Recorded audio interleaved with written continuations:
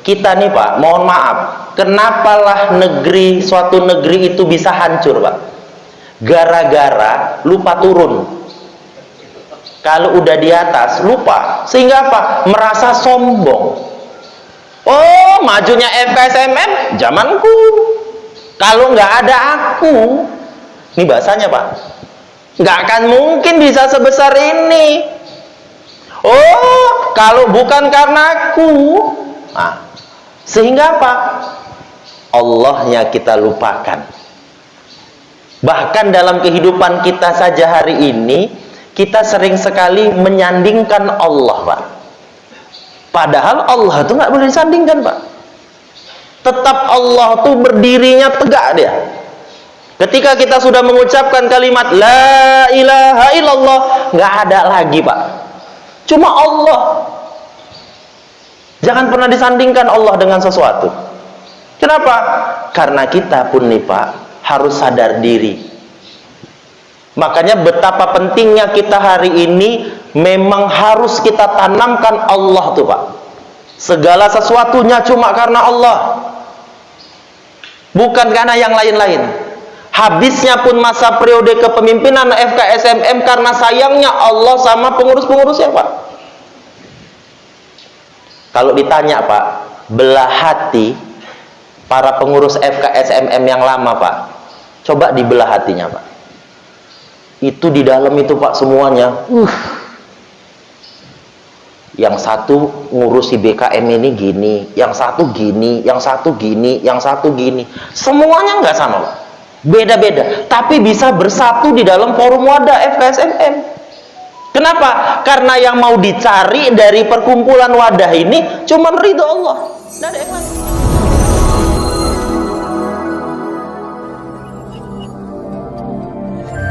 Bismillahirrahmanirrahim. Assalamualaikum warahmatullahi wabarakatuh.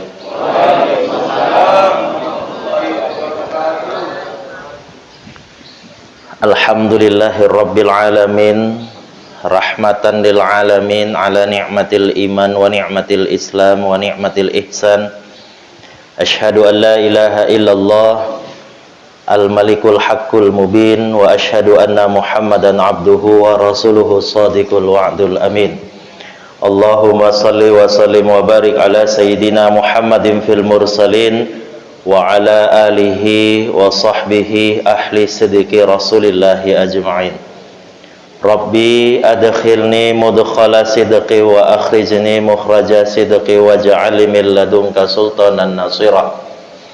Amma ba'du, qala Allah ta'ala fil Qur'anil Karim, a'udzu billahi minasy syaithanir rajim.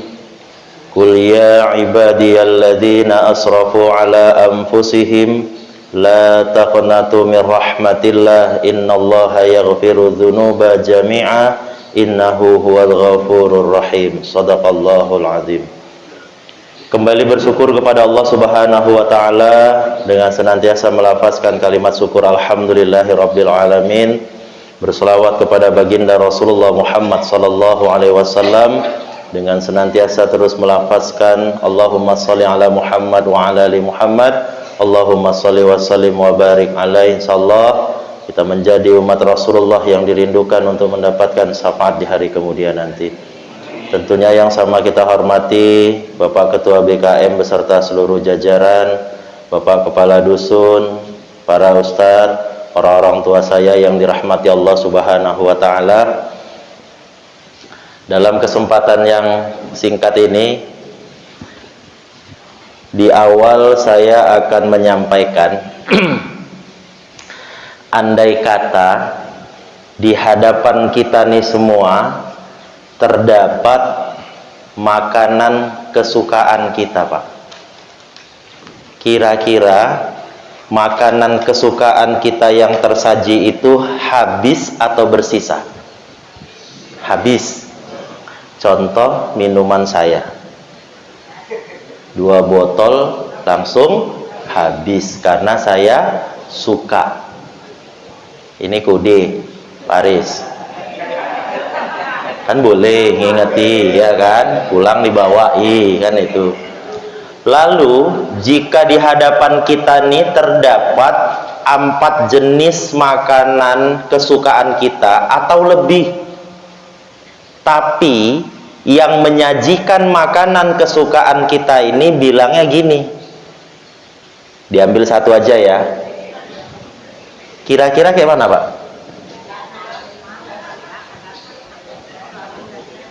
Hilang nggak seleranya? Hilang. Yang ketiga,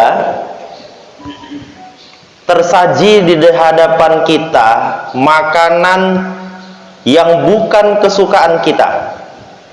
Kira-kira dimakan nggak makanan itu? Kenapa? Tapi nggak doyan.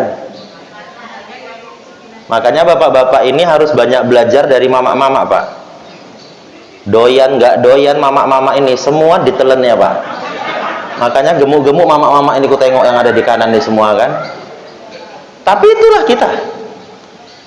Kita hari ini mau berbicara tentang rahmat Allah. Kalau berbicara tentang rahmat Allah tuh luas sekali nggak cakupan rahmat Allah itu, Pak? Luas. Hari ini saja kalau bukan rahmat dan kasih sayang Allah, mungkin kita ini belum hadir. Saya tadi pagi mau ke masjid sini, ketemu Ustaz Hendro, Pak. Pas nang simpang ya, Pak. Tak tekon arek nande, ngisi juga aku kan. Loh, jadi aku dewean. Rupanya ada Ustaz Samsir untungnya. Dan orang ini kompak pula, Pak, katanya kan. Kalau satu nggak dateng, yang satu dateng. Kalau yang satu dateng, yang satu nggak dateng. Tapi kadang-kadang dua-dua dateng. Tadi dengar Ustaz Samsir tadi, Pak, nyampaikan walaupun bukan sambutan. Oh, iya Ustaz. Ngisi. Aku tadi Ustaz Samsir tadi cakap, aku dengar-dengar macam Ustaz Jainuddin MZ ya kan, Bu? Aku dengar-dengari sampai aku noleh lagi gini, apa Ustaz Jainuddin MZ bangkit atau kayak mana kan gitu. Tengok lagi gini, rupanya Ustaz Samsir rupanya. Makanya kita berbicara tentang rahmat dan kasih sayang Allah itu sangat luas sekali. Dan kita nggak bisa hari ini menghitung-hitung rahmat Allah tuh, Pak. Wa in ta'uddu ni'matallahi la tusuha. Jangan pernah ngitung-ngitung nikmatku. Kenapa? Karena memang luar biasa nikmat Allah ini. Rahmat yang Allah titipkan luar biasa. Saya kasih sebuah cerita sederhana. Pada saat itu ada Allah berikan seorang hamba yang kebetulan hamba ini memang ahli ibadah, Pak. Allah letakkan seorang yang ahli ibadah ini di sebuah tempat yang sangat tinggi di pegunungan. Lalu hamba ini bermohon kepada Allah, ya Allah, kalau cuman aku tinggal di atas puncak gunung nih, ndak ada makanan apapun yang kau titipkan, ndak ada sesuatu yang bisa menyegarkan, cemana aku hidup?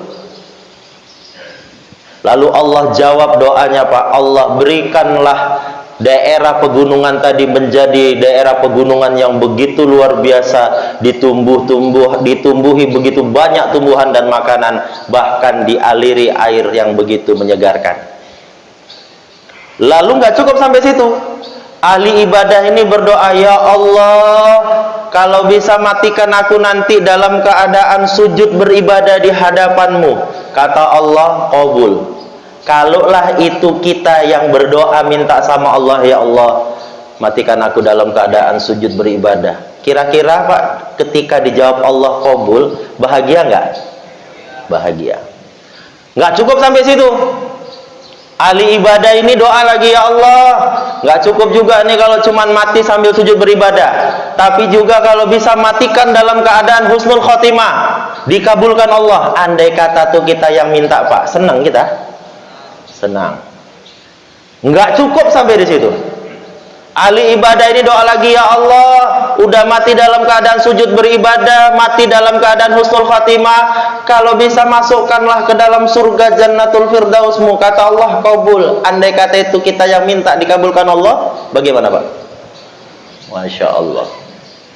Hingga takdirnya di usia ratusan tahun, sampailah ajalnya, Pak. Lalu ketika berhadapan di hadapan Allah, Allah katakan, fulan bin fulan yang ahli ibadah, silakan kau masuk ke dalam surgaku berdasarkan rahmat dan kasih sayangku. Lalu ahli ibadahnya protes, Pak. Ya Allah, aku masuk ke dalam surgamu ini bukan karena rahmat dan kasih sayangmu. Kata Allah, jadi karena doa-doaku dan rangkaian amal ibadahku selama hidup ratusan tahun di atas dunia, maka engkau berikan kesempatan kepadaku untuk masuk ke dalam surgamu. Kata Allah, tunggu. Dipanggil Allah seluruh malaikat, Pak. Malaikat, coba hitung dulu. Amal ibadah fulan bin fulan nih, yang ahli ibadah hidup ratusan tahun. Coba dilihat. Ternyata setelah dilihat, Pak, amal ibadah ratusan tahun di atas dunia dan doa-doanya tadi, Pak, yang dihitung masuk surga itu cuma segini aja. Selebihnya yang besarnya seluas samudra itu, rupanya ibadahnya diliputi dengan rasa sombong.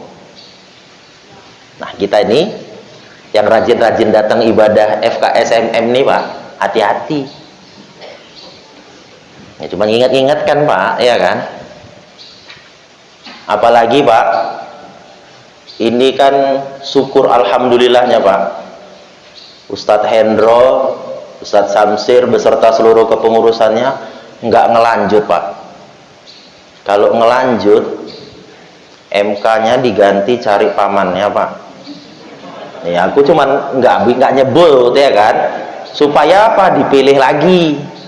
Syukurnya kok tahu sadar, Pak. Kita nih, Pak, mohon maaf, kenapalah suatu negeri itu bisa hancur, Pak? Gara-gara lupa turun. Kalau udah di atas, lupa. Sehingga apa? Merasa sombong. Oh, majunya FKSMM, zamanku. Kalau nggak ada aku, ini bahasanya, Pak, nggak akan mungkin bisa sebesar ini. Oh, kalau bukan karena aku. Nah, sehingga apa? Allahnya kita lupakan. Bahkan dalam kehidupan kita saja hari ini, kita sering sekali menyandingkan Allah, Pak. Padahal Allah itu nggak boleh disandingkan, Pak. Tetap Allah tuh berdirinya tegak dia. Ketika kita sudah mengucapkan kalimat La ilaha illallah, nggak ada lagi, Pak. Cuma Allah. Jangan pernah disandingkan Allah dengan sesuatu. Kenapa? Karena kita pun nih, Pak, harus sadar diri.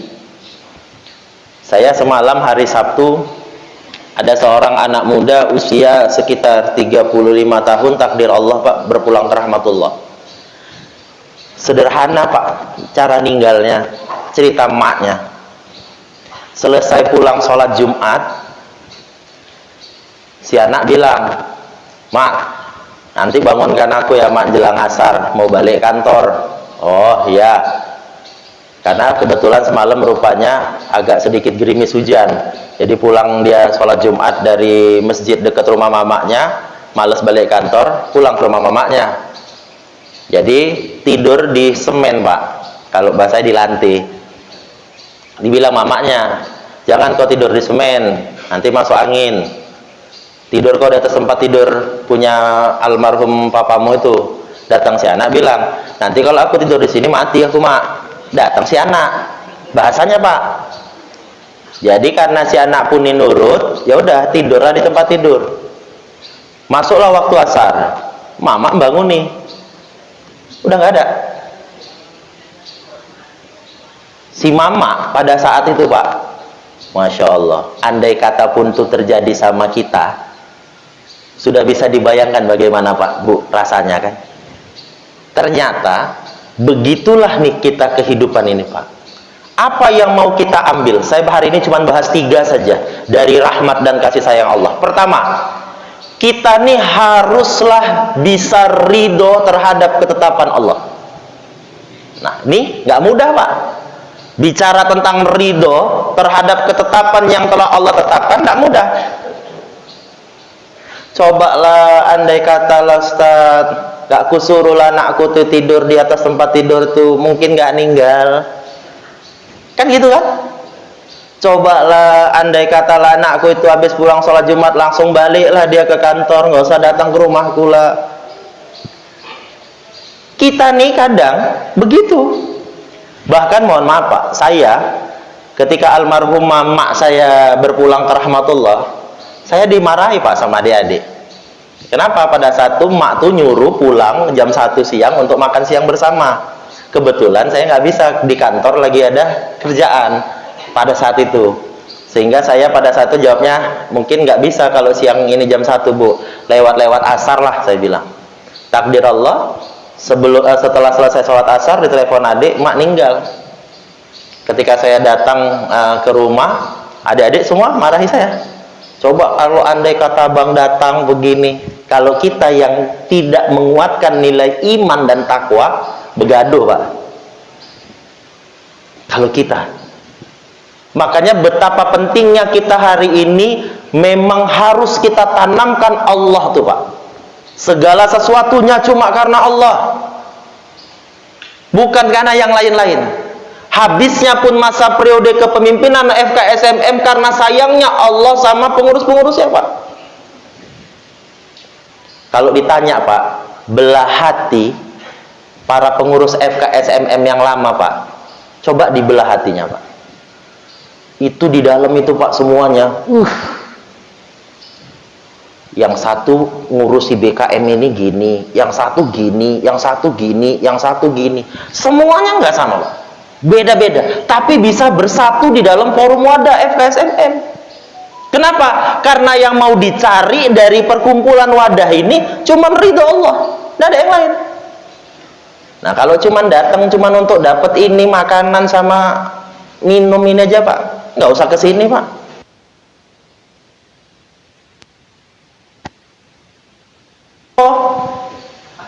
KI Pak, nggak perlu datang. Tapi kenapa kita hadir di sini? Karena yang mau kita cari ridhonya Allah, nggak ada yang lain.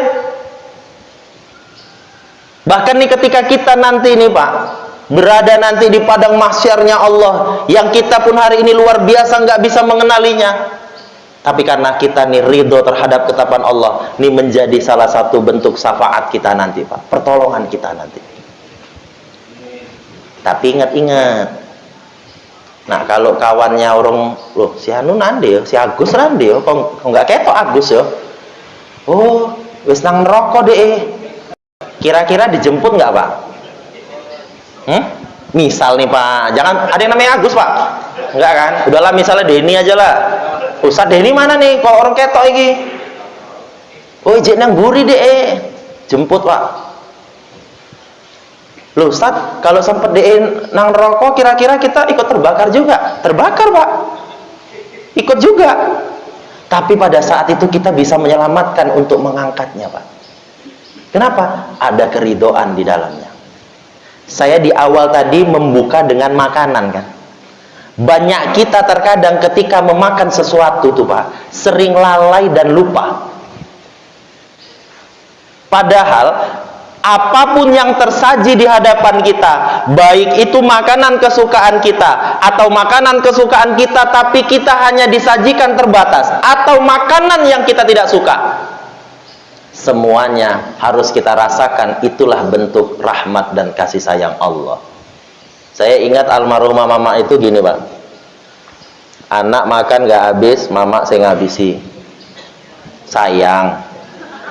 Sampai ada istilah mama saya itu dulu almarhumah itu, kami ini mama ini macam tong sampah kata mama. Bener Pak, ini kata emak. Kenapa? Semua masuk Pak. Bahkan ketika anaknya payah dibilangnya, apa kata mama kami? Kalau bisa mama telan kalian kata mama. Cuma kan nggak mungkin awak sebesar ini ditelan sama mama awak lagi balik Pak. Tapi itulah, begitulah kalau kita nih bisa ridho terhadap ketetapan yang Allah tetapkan. Pertanyaannya Pak, bisa nggak kita nih Pak milih lahir dari rahim siapa? Bisa nggak? Kalau disuruh milih, kira-kira milih lahir dari rahim siapa? Kalau disuruh milih, Bilang sama Allah, ya Allah, aku lahir dari rahimnya Ibu Tin Soeharto aja lah ya Allah. Aku lahir dari rahimnya Ibu Ani Yudhoyono lah. Aku lahirnya dari rahim Ibu Iriana Joko Widodo lah. Aku lahir rahimnya dari Ibu Ainun Habibi lah. Pasti milih. Tapi kenyataannya nggak bisa milih. Apa kita mau protes? Ya Allah, aku kok dilahirkan dari tempat rahim yang kayak gini? Apa bisa kita protes? Nggak bisa. Ketika ada nilai keridhaan di dalamnya, maka akan Allah curahkan rahmat dan kasih sayang buat kita, Pak. Itulah luar biasanya Allah. Makanya kita tidak boleh menyandingkan Allah itu dengan segala sesuatunya. Ibu punya suami rajin sholat ke masjid, bahagia. Punya suami yang rajin silaturahmi antar masjid gini, senang. Punya suami yang rajin azan di masjid, kira-kira bagaimana? Betul? Yakin? Rasulullah mengingatkan, Bu, seorang laki-laki yang azan menjadi seorang muazin, nanti di surga akan diberikan ribuan bidadari. Cuma kami nggak tahu apakah ibu salah satunya. Nah, cuman tuh kira-kira ridho nggak tuh? Wah, suruh milih dulu, Pak, biar enak milihnya. Supaya apa? Kita nih memang harus benar-benar ridho terhadap ketetapan Allah. Bapak-bapak pun yang hadir di sini, kalau dikasih seorang istri, diberikan dengan kasih sayang Allah istri itu yang tiap hari merepet, senang, Pak? Janganlah terpaksa. Jawabnya kok agak rapet giginya. Kalau dikasih seorang istri yang penuh dengan kelembutan kasih sayangnya, memberikan perhatian yang lebih, bahagia, Pak? Bahagia. Wah, nampak. Kalau dikasih seorang istri yang tiap malam kalau tidur asik ngentuti suami aja, gimana? Kadang ada, Pak, mohon maaf, justru itulah yang menjadi kebahagiaan dalam berumah tangga. Kenapa? Pada saat berumah tangga aslinya semua keluar, Pak. Waktu sebelum berumah tangga mau buang angin, nahan-nahan, Pak. Situ pulang dari tempat calonnya, keluarnya dari atas, dari bawah, semua keluar. Karena nahan. Tapi udah berumah tangga, apa ada? Pura-pura nahan. Nggak ada, Pak, semua dilepas. Bahkan yang biasa tidur ngorok pun dilepas. Yang biasa ngentuti. Begitulah kita. Dan itu bagian dari rahmat dan kasih sayang Allah. Makanya kenapa saya selalu menyampaikan begini, Pak, jangan pernah marahi orang, mohon maaf, yang buang angin, Pak. Karena ayah kami di tahun 2006 hampir keluar duit anaknya 30 juta gara-gara ayah kami 2 minggu nggak bisa buang angin. Ngeri, Pak. Orang nggak bisa buang angin, ngeri. Bisa jadi penyakit, Pak. Hampir itu, Pak, dioperasi di rumah sakit Muhammadiyah Permas Mandala, ayah tahun 2006, hampir keluar duit kami pada saat 30 juta. Kok sak delalanya, kalau bahasa kampung kami, mama kami malam hari itu entah apa yang terlintas di pikirannya, diambillah minyak lampu, minyak tanah, sama bawang merah, diblonyoi, Pak, bahasa kampungnya. Badannya semua diblonyoi. Takdir Allah 1 jam berikutnya kok ngentut, Pak. Bener, Pak. Makanya kita kalau lagi ngaji kayak gini, ada yang kentut, jangan marah, Pak. Ridho enggak nih? Nah, kok berat kali bilangnya. Ini saya kasih tahu resepnya, supaya kalau kita nih lagi ngaji gini tiba-tiba ada yang ngentut, supaya nggak bau, hidup rame-rame. Tuh, cepet habisnya kan? Nggak percaya? Percaya nggak? Ayo, siapa yang ngentut? Makanya ridho kita harus, supaya apa? Kasih sayang rahmat Allah itu tercurah buat kehidupan kita. Pak, orang sholat ngangkat takbir, Allahu Akbar. Kalau bukan ridho yang mau dicari dari sholatnya tadi, Pak, mau apa yang kita cari? Mau nyari pahala? Udah ada yang didampai pahala sholat belum? Belum. Kok masih mau sholat? Oh, kewajiban, Ustadz. Ya, namanya wajib, banyak orang melanggar. Oh, supaya kita tenang batinnya. Kalau cuma tenang batinnya aja nggak usah sholat saya. Kalau bukan karena ridho Allah di dalam sholat tadi Pak, ada orang lagi nggak takbir, Allahu Akbar, takbir Allah pada saat itu Pak, kecetit. Gimana kira-kira? Kalau itu memang ridhonya Allah pada saat itu, maka Allah yang akan mencurahkan rahmat dan kasih sayangnya untuk kehidupan kita. Pertama, kita harus senantiasa ridho terhadap ketetapan Allah. Yang kedua, untuk mendapatkan rahmat dan kasih sayang Allah, yakni yang kita takuti cuma Allah, tidak ada yang lain. Tadi sholat subuh kebetulan saya Ustaz Samsir baca rakaat pertama, qad aflaha man tazakka wa dzakara asma rabbih fa shalla bal tu'sirunal hayatad dunya wal akhiratu khairu wa abqa. Kalau kita tahu Pak makna ayat itu Pak, gak berani kita Pak. Begitu luar biasanya Allah berikan sebuah siksaan yang luar biasa Pak. Takut kita cuma sama Allah. Jangan takut sama ketua FKSMM Ustaz Hendro, jangan. Jangan takut sama Pak Jalal sebagai ketua BKM kalau nggak datang ditandai, jangan. Tapi yang kita takuti cuma Allah. Kenapa? Kalau kita sudah takut sama Allah, maka Pak, tidak ada lagi dari kita nih hari ini yang berani Pak melakukan pelanggaran-pelanggaran yang telah Allah tetapkan. Makanya ada yang bertanya minggu lalu ketika kajian Ahad subuh Pak, kenapa Ustaz? Jelas ayatnya, inna sholata tanha 'anil fahsya'i wal munkar katanya.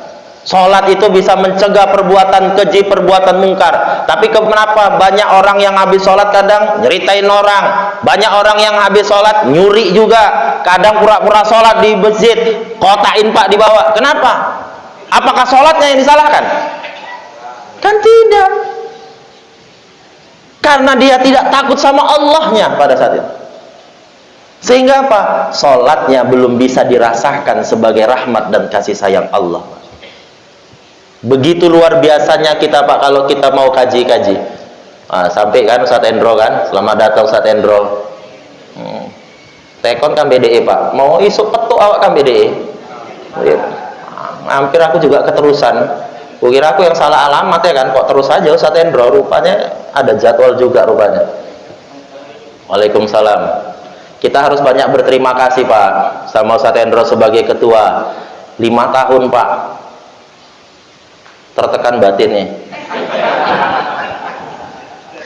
Kalau kita kaji-kaji lah Pak, kadang rasa takut kita ini seringkali Pak takutnya bukan sama Allah Pak. Makanya mohon maaf Pak, ada yang bilang gini, ini mohon maaf ya Ustadz Pak, kita nih Ustadz kalau sempat nggak datang diundang sama masjid ini Ustadz, besok dicoret kita nih Ustadz. Takutnya sama siapa berarti dia? Mau BKM. Tapi kalau dia takut sama Allah, makanya hati-hati Pak dengan kalimat insya Allah. Saya Pak Jalal sebaik telepon, assalamualaikum Ustaz Denny, sehat? Alhamdulillah Pak Jalal, saya sehat, anak muda, orang kaya, banyak duit, nggak ada utang. Itu jawaban saya Pak. Saya kalau ditelepon orang jawabannya pasti itu Pak, syukur alhamdulillah Pak, duit banyak, utang nggak ada Pak, mobil 1, bini 1, anak 1, rumah 1 Pak. Sampai dibilang kawan-kawan, Ustadz ini semuanya serba 1, berarti nggak berani untuk 2. Bukan. Kalaupun aku nambah mobil yang harus lebih panjang, aku rasa sayang kali. Kalaupun aku harus nambah rumah jadi 2, siapa yang mau nempati? Kalaupun aku harus nambah bini,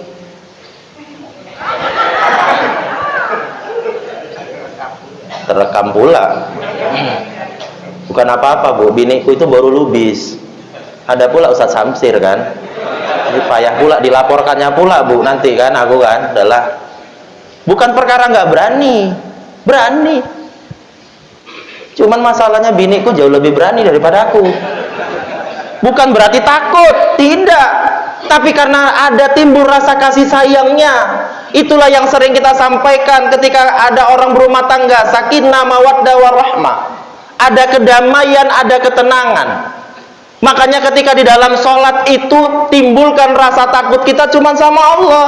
Untuk apa? Mendapatkan kebahagiaan, mendapatkan kedamaian, mendapatkan ketenangan. Alladzina amanu wa tatma'innu qulubuhum bidzikrillah. Orang beriman itu kalau mau hatinya tenang, damai, nyaman, bahagia, ingat Allah.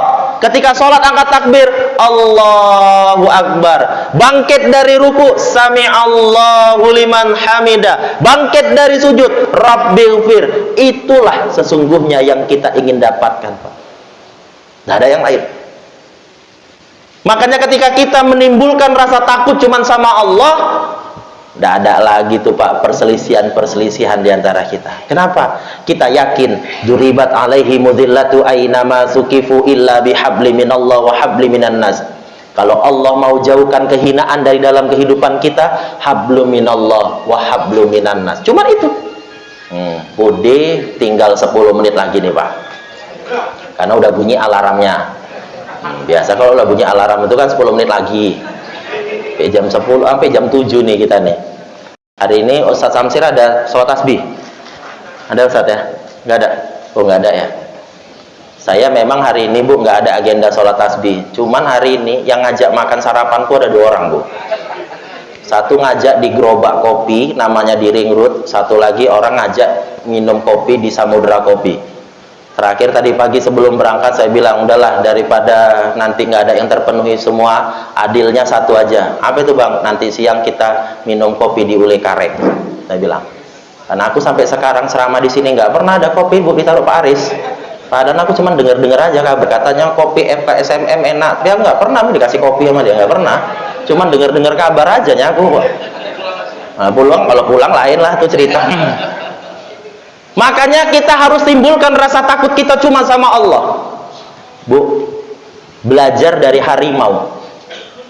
Harimau tuh kalau ketemu dengan kita manusia, dia tidak pernah berani berhadapan langsung dengan kita. Tidak pernah Pak. Ngetesnya gampang. Pergi jalan-jalan nanti ke kebun binatang Siantar atau kemana yang ada harimau, tengoklah. Berdiri kita, harimau itu kan keliling gitu aja Pak jalan. Kita berdiri di hadapannya dia gini Pak, harimau itu nggak berani natap kita. Nggak berani harimau Pak. Harimau itu selalu nerkemnya dari belakang. Dan yang diambil mana Pak? Leher. Itulah harimau. Kalau berhadapan langsung gini nggak berani dia. Kenapa? Ada Nur Muhammad di sini. Makanya kenapa kita seringkali nerkemi kawan-kawan kita dari mana Pak? Dari belakang. Kalau nggak suka sama Ustadz Hendro sebagai mantan ketua FKSMM, nerkemnya dari mana? Dari belakang. Apa pernah dari depan? Aku nggak suka sama kau. Tapi nyeritain dari belakang. Makanya kalau kita cuma takutnya sama Allah, nggak ada lagi tuh Pak. Yang ngerusak-ngerusak dari belakang nggak ada, yang ngerusak-ngerusak dari samping nggak ada. Kenapa? Karena kita cuma takutnya sama Allah, takut sama azabnya Allah. Kalau kita pahami Pak kalimatnya dalam Al-Quran surah Al-A'raf ayat 179 itu, walaqad dzara'na li jahannama katsiran minal jinni wal ins. Allah nanti akan isi neraka jahanam itu dari 2 golongan, golongan jin, golongan manusia. Bahkan di penutup ayatnya dibilang lagi, ulaika kal an'ami balhum adol. Sekarang bahasanya diperlembut pula Pak. Nanti lebih hina dari hewan ternak. Padahal bahasanya nanti akan lebih hina dari apa? Binatang. Kenapa? Karena kita nih hari ini takutnya tidak sama Allah. Kalau kita Pak menanamkan rasa takut kita sama Allah, maka yang timbul dalam kehidupan kita rahmat dan kasih sayang Allah Subhanahu wa taala. Tidak ada yang lain Pak. Makanya menanamkan nilai rasa takut itu mudah Pak. Coba tengah malam duduk Pak, mati lampu, sediakan khusus satu ruangan kamar. Kalau orang-orang tasawuf bilang bertawajuk Pak, duduk. Renungkan diri dalam keheningan. Supaya apa? Ada timbul rasa takut kita. Kita nih Pak, mohon maaf lah, punya keinginan sama kan? Mau masuk surga. Ada kita yang masuk neraka? Nggak ada. Semua sama mau masuk surga. Tapi ketika ditanya, kalau nanti mati duluan kayak mana? Belum siap. Kenapa belum siap? Kalaupun sekali ini bapak ibu semua nanya sama saya, kalau Ustaz Denny gimana? Siap? Belum. Kenapa belum siap? Karena kita merasa hari ini masih ada nilai takut kita menghadapi Allah. Bahkan saya cerita sama istri, saya bilang, kalau lama kita ingat-ingat lah dulu papa ya, waktu masih berdinas, saya bilang, ya Allah, betapa mengerikannya lah kita nih, saya bilang. Sekarang tinggal menikmati. Saya mohon maaf Bu, tadi malam pulang ngisi Muharram dari Siantar. Tadi saya bilang sama Pak Jalal, 2:30 Pak, saya baru sampai tadi malam dari rumah. Kata orang-orang di Siantar apa? Ih, Ustaz, berbeda sekali Ustaz dari tahun 2004 sama sekarang ya. Udah 20 tahun berbeda ya. Oh, alhamdulillah. Cemana lah Bu, Ustaz-Ustaz kayak kami ini kadang ini hari ini nggak bahagia Bu. Banyak orang bilang, Ustaz-Ustaz nih sekarang luar biasa ya. Apa tuh luar biasanya? Pasti punya istri cantik-cantik katanya. Alhamdulillah. Karena kalau Ustaz punya istri jelek, ngeri Bu. Mau bawa kondangan di rumah aja lah ya Ma ya. Aku aja lah yang pergi, gue bilang. Ya punya istri cantik pun payah juga Bu. Mau ikut ngintil ya kemana-mana. Bukan karena takutnya, enggak. Tapi karena ada timbul rasa kasih sayangnya. Terakhir apa dibilang sama jamaah tadi malam? Kok udah agak beda ya Ustaz sekarang penampilannya Ustaz? Agak lebih gemuk, lebih berisi, leher pun nggak nampak. Aku tahu Bapak ini ngejek pasti. Cuman aku diam aja pada saat itu. Cemana lah Pak? Kayak kami ini Ustaz ini Pak, nggak mau seperti ini. Alhamdulillah Allah kasih rahmat sehat, gemuk, berisi, pipi tembem. Kenapa rupanya Ustaz? Ya kalau sekali pulang kami dibawain 3 bontotnya, aku bilang. Ya ini nggak tahu Pak Jalal kawan lama sama awak ya kan Bu, apa dia ingat atau nggak tahu aku, cuman itu aja Bu, mengingatkan aja. Tapi itulah kita, takut kita itu cuman kita timbulkan sama Allah, nggak ada yang lain. Supaya apa? Ada rahmat dan kasih sayang Allah dalam kehidupan kita. Contoh sederhana Pak, mungkin tidak embun pagi hari Pak, yang berada di daun-daunan itu mungkin tidak untuk tidak jatuh di buminya Allah. Mungkin tetap gantung dia Pak, nggak jatuh. Kenapa? Karena sudah janjinya sama Allah untuk tidak jatuh. Kalau dia jatuh melanggar daripada rahmat Allah, apa kata Allah? Mengerikan sekali. Kenapa? Takutnya bukan samaku. Kita Bu, mohon maaf, coba rasakan ketika Allah berikan sebuah kenikmatan. Kira-kira ujian terbesar dalam kehidupan ini apa? Apa kira-kira Pak ujian terbesar? Pak Kadus, ujian terbesar dalam kehidupan ini apa Pak? Udah pirang periode Pak? Oh enggak ada yang periode? Oh sampai akhir hayat? Oh enggak ada yang periode soalnya. Oh kalau kades baru ya Pak? Oh insya Allah Pak Kadus mudah-mudahan terus lah Pak. Yang penting hanya apalah maut yang memisahkan kita ya Pak. Insya Allah. Saya ke umur piro Pak? Oh Cik 51, Cik suwi lah. Ya kan Cik suwi. Biasa kan umat Rasulullah kan piro? 63 kan? Cuman kita jangan sepele. Kelapa Pak, banyak belajar dari kelapa juga. Ada kelapa yang cengkirnya pun bisa jatuh Pak. Betul? Ada kelapa yang udah nguning kali nggak jatuh-jatuh Pak. Udah tua nggak jatuh-jatuh juga. Tapi hati-hati. Kalau bukan kita takutnya sama Allah Pak. Contoh tadi, embun tadi Pak. Kalau bukan karena nih takut sama Allah, tak akan ngalir jatuh nih Pak. Udah kode yang kedua Pak, 5 menit lagi, tenang nggak apa-apa, 1 lagi nya tinggal. Kan 3 tadi kan pembahasannya kan, ini udah yang kedua. Makanya kenapa nih ketika kita cuma menimbulkan rasa takut sama Allah, supaya Pak di sini jangan pernah bermain. Hati-hati Pak. Kita seringkali bermainnya di sini Pak. Contoh,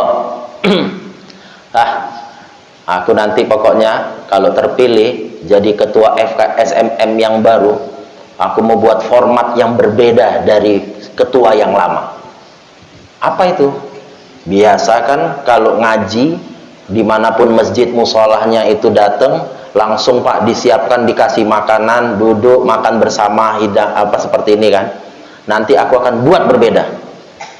Apa rupanya Pak Ketua? Misalnya dalam orasinya Pak, saya nanti bukan hanya untuk yang di dalam, tapi pulang saya bawai juga lagi.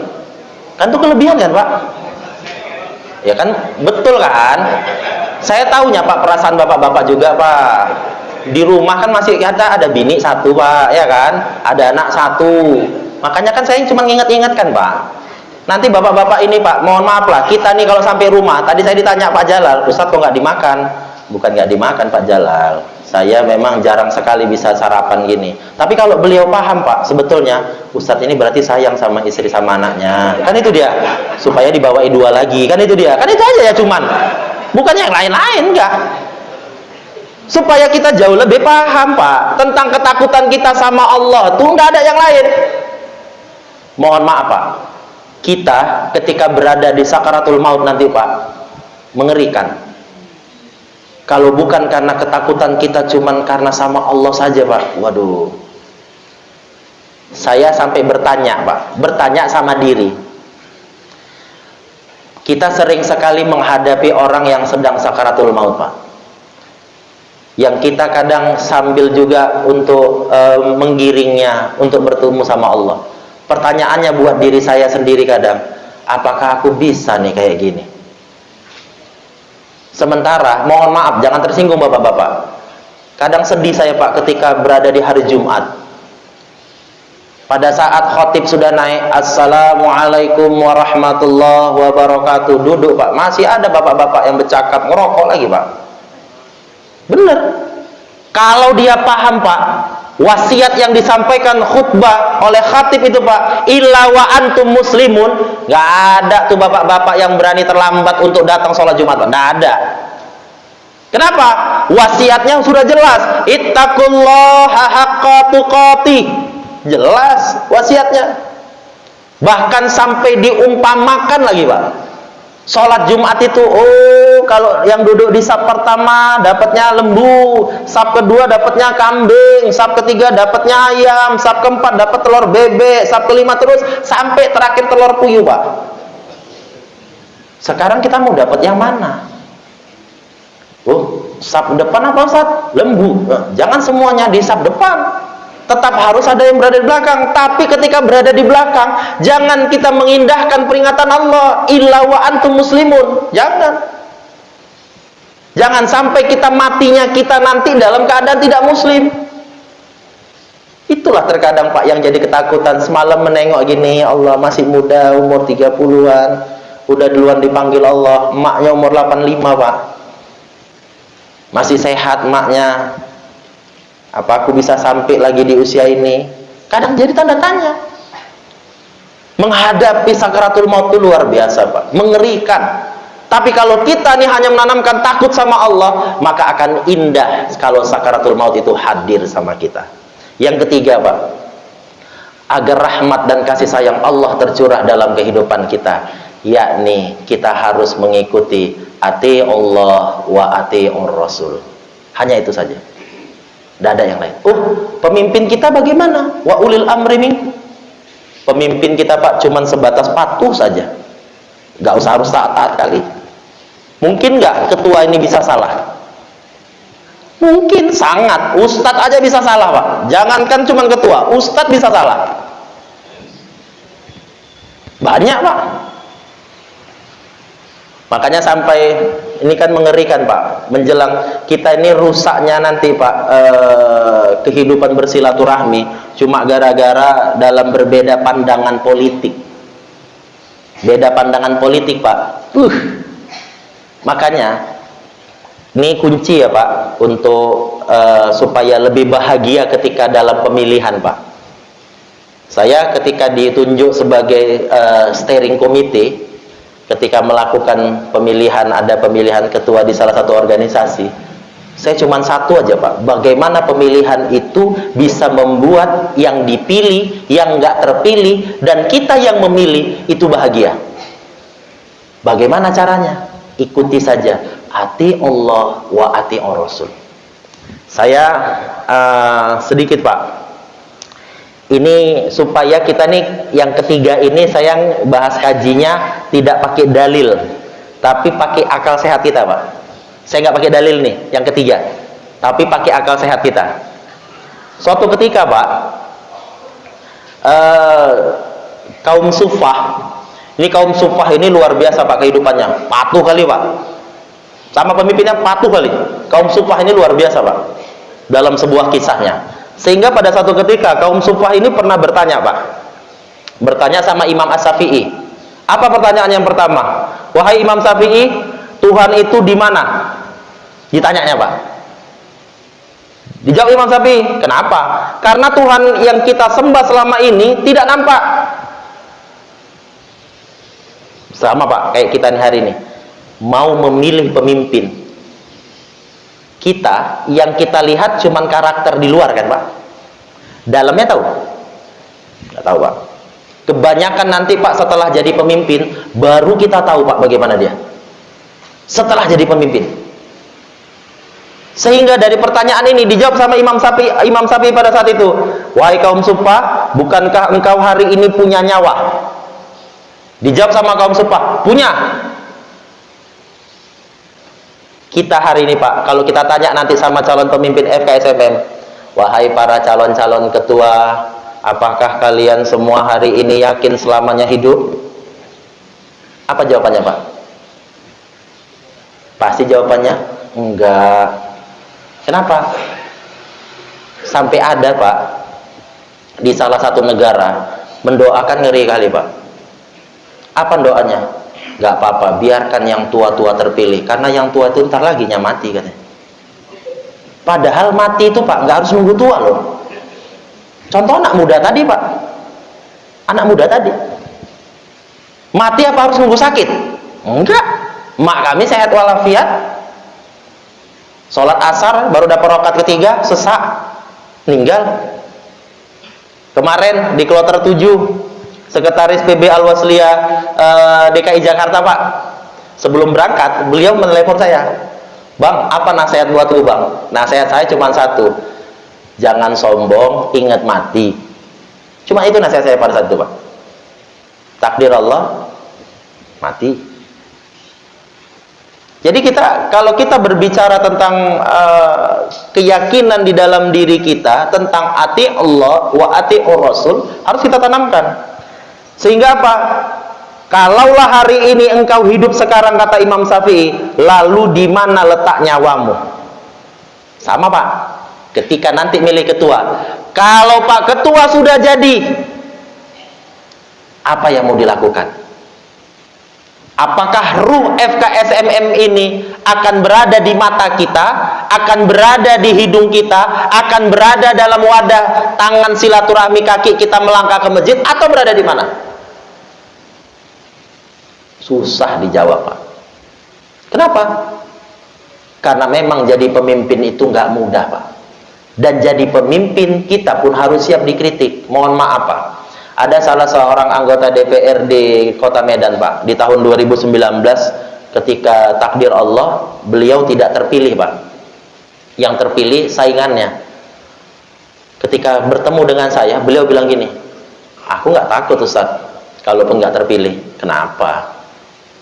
Lah yang terpilih itu udah umur 68, ntar lagi mati. Takdir Allah Pak, cuman 1 tahun mati. Dia berharap dia yang naik karena dia suara terbanyak berikutnya. Takdir Allah, sebelum dilakukan Pak PAW namanya, mati dia juga Pak. Sama kayak saya Pak, 2019 saya nyalek pada saat itu Pak. Kawan saingan saya yang hari ini jadi anggota DPRD Pak, kalau sakit nggak pernah ngabari saya. Saya tanya sama anaknya, ayah kalian kok nggak pernah ngabari Ustadz kalau ayah kalian itu sakit? Terakhir anaknya ngaku, takut Ustadz ayah ngabari Ustadz. Kenapa? Kalau nanti ayah mati kan Ustadz jadi anggota DPRD. Ya Allah, kok takut kali dia, aku doakan mati. Kan Pak, hampir rata-rata Pak semua orang tuh Pak kalau dalam pemilihan, mudah-mudahan tidak di FKSMM. Ini cuma calonnya kan ada 3 kan Pak. Kalau nanti yang satu mati, jangan berharap yang nomor 2 naik. Kalau yang kedua mati, takdir Allah tiga-tiga mati Pak misalnya. Ini jangan, bukan aku nakuti, bukan nggak nakut-nakuti, cuman nih belajar supaya lebih kuat, ini untuk menguatkan diri tentang ati Allah wa ati Rasul dalam memilih kita. Belajar dari kaum sumpah tadi. Ternyata apa? Ketika berbicara kita memilih pemimpin, lihat bagaimana nih kita nih hari ini harus kita perhatikan. Bukan berarti yang tidak terpilih tidak baik, tidak. Tapi yang tidak terpilih ternyata karena Allah lebih sayang lagi Pak. Kalau kita melihatnya dari segi kasih sayang Allah, tidak ada timbul rasa kecewa Pak. Saya pun hari ini tidak timbul rasa kecewa. Kenapa? Walaupun 2019 nyalek Pak, nggak terpilih jadi anggota dewan, takdir Allah Pak, namaku tetap dewan. Denny Kurniawan Bu namaku. Itu ibu tengok tuh mobilku bacaannya itu Bu, Ustadz Dewan. Sampai-sampai Pak, temennya, mamanya meninggal. Istri ngajak, ayolah Pak, kita melayat ke tempat ini, ayo. Datang kebetulan masih pagi, selesai subuh, mobil saya parkir di depan. Kebetulan rupanya Bu, yang bersangkutan ini dikucilkan di kampung itu. Mohon maaf, gara-gara ya kehidupannya Pak. Tapi ternyata asbab datang pagi-pagi kami sama istri Pak ke tempat yang bersangkutan. Sebaik pulang besoknya yang bersangkutan cerita sama istri, makasih adik, kalian udah datang pagi-pagi ke rumah kakak. Kenapa Kak? Berkat si Denny lah dek datang dek, sekarang kami dihargai. Loh kenapa? Tadinya istri heran. Iya dek, mobil kalian kan parkir pas pula di depan rumah kakak. Dibaca orang-orang di kampung itu, mak, si Anu kawannya anggota dewan rupanya. Padahal dia nggak tahu ya kan Bu, tiap hari keliling-keliling aku. Sama kayak ada orang Pak, mohon maaf bapak-bapak, Ustadz tolonglah sampaikan sama kami suami-suami ini, ada nggak kira-kira doa yang bisa kami amalkan untuk apa Pak? Supaya jangan sampai lah kami tiap hari dimerepeti sama istri. Ku kasih doanya Pak. Nanti ini secara langsung aku kasih bacaan doanya Pak. Walaupun Bapak nggak tahu kan semalam aku baru kena repet sama istri kan. Tapi itu doanya nanti nggak apa-apa Pak. Kita kasih nanti doanya. Ini supaya ibu-ibu juga tahu juga nanti ketika dibacakan doa ini nggak merepet. Tapi itulah kita. Makanya ketika kita banyak belajar dari kaum sumpah ini Pak. Itu yang pertama. Yang kedua, kita belajar dari kaum sumpah ini untuk nanti memilih pemimpin. Ditanya, sebelum Tuhan itu apa dan sesudahnya apa? Dijawab Imam Syafi'i Pak, pakai akal, nggak pakai dalil. Mana lebih dahulu Pak? Jari kelingking atau jari ibu jari? Kelingking. Ada yang jawab, kelingking Ustaz, ibu jari. Sebelum nih pemimpin yang sekarang nanti terpilih, ada nggak pemimpin sebelumnya? Siapa pemimpin sebelumnya? Siapa lagi pemimpin sebelumnya? Dan siapa pemimpin sesudahnya? Maka kita harus tetap berpegang teguh Pak di sini. Tidak ada Pak kehebatan di antara diri kita. Siapapun yang memimpin tetap ada kelebihan, tetap ada kekurangannya Pak. Ibu jari Pak, hati-hati Pak. Ibu jari ini kan hebat kan Pak. Orang kalau udah Pak luar biasa. Fungsinya cuma untuk ini Pak. Tapi apa bisa ibu jari untuk ngorek upil Pak? Nggak bisa. Tetap harus pakai. Jadi jangan sepelekan juga. Ketika kepemimpinan yang lama jangan disepelekan. Minta saran pendapatnya bagaimana untuk kemajuannya FKSMM. Bagaimana ya Ustadz Endro ya biar lebih maju lagi. Oh ini. Dan kita pun yang ditinggalkan hari ini sebagai pemimpin lamanya harus support. Kenapa? Oh kita tahu paham fungsinya kita masing-masing Pak. Jadi itu dia. Dan yang terakhir Pak, yang ketiga, pesan yang bisa kita ambil dari kaum sumpah ini apa Pak? Pakai dalil, pakai akal kita, nggak usah pakai dalil. Ditanya, Tuhan itu di mana? Katanya Tuhan itu berada di Arash. Katanya Tuhan, kalau bapak-bapak ingat kajian Al-Ustadz Abi Maulana Syarifuddin Pak, saya banyak belajar dari beliau. Ngambil sebuah perumpamaannya. Ketika berbicara Allah itu kan beradanya di Arash. Berarti kan bertempat, ada tempat. Maka Imam Syafi'i menjawabnya, Pak, supaya ini jadi pelajaran buat kehidupan kita, pakai akal, nggak pakai dalil. Jadi Imam Syafi'i bilang gini sama kaum Suffah, kaum Suffah, kebetulan kaum Suffah ini, Pak, kaum yang memang luar biasa, tingkatan kedudukannya di atas terus, Pak. Dipanggil, kau mau tahu Allah tuh di mana? Mau? Sinilah, turunlah, biar kubisikkan. Sebaik kaum Suffah itu turun, Pak, Imam Syafi'i naik ke atas, Pak. Lalu kaum Suffah kaget, ngapain kau naik ke atas? Allah akan menaikkan yang hak dan akan menurunkan yang batil. Maka ketika kita jadi pemimpin, jangan sampai kita diturunkan karena kebatilan kita, Pak. Tapi kita tetap bermohon sama Allah, berada di haknya Allah. Supaya apa? Ada rahmat dan kasih sayang Allah lewat atiullah wa atiur rasul. Makanya kenapa saya bilang pemimpin yang terlalu lama berada di atas, Pak, bisa diturunkan. Kenapa? Karena ada nilai kebatilan nanti dalam dia memimpin. Syukur kita, Pak. Banyak kita mengucapkan terima kasih sama Ustadz Hendro, Pak. Memimpin FKSMM ini, ya Allah. Saya berusaha saja, Pak, berusaha untuk berbuat hal yang sama di kecamatan Sedapi 5, Pak. FKSMM Kuta Limbaru, Mencirim, Sunggal, Pak, luas. Saya di AP 5 cuman 6 kecamatan, Medan Selayang, Medan Sunggal, Johor, Polonia, Maimun, Tuntungan. Nggak bisa, Pak. Artinya luar biasa, Pak, para pendahulu FKSMM. Pesan terakhir saya buat seluruh kita nih, ketika kita ingin Allah naikkan derajat kedudukan kita, rasakan sesungguhnya itu semua karena rahmat dan kasih sayang Allah Subhanahu wa ta'ala. Seperti di awal, makanan yang tersaji, jangan lihat apakah makanan itu kesukaan kita, atau memang makanan itu kesukaan tapi sudah ditentukan, atau makanan itu tidak kesukaan kita. Semuanya rasakan karena ada rahmat dan kasih sayang Allah.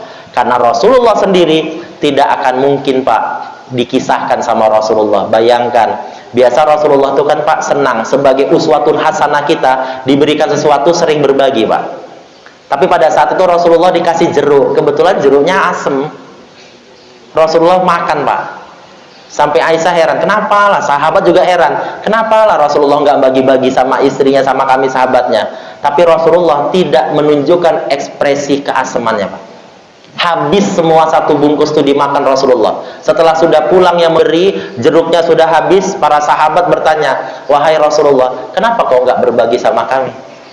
Ada kekhawatiran, kata Rasulullah, kebetulan jeruknya asem semua. Kalau nantilah nih ku makan, terus ku bagi, kalian nanti menunjukkan ekspresi, cemana perasaan yang ngasih? Cemana kira-kira? Maka yang harus kita tanamkan hari ini, tetap berprasangka baik. Untuk apa? Mendapatkan rahmat dan kasih sayang Allah dalam kehidupan kita. Semoga Allahur Rahman senantiasa mencurahkan rahmat dan kasih sayangnya buat kita, sehingga apapun hari ini yang kita inginkan, sesungguhnya karena ada ridho Allah Subhanahu wa ta'ala. Barakallah, billahi taufiq wal hidayah. Assalamualaikum warahmatullahi wabarakatuh.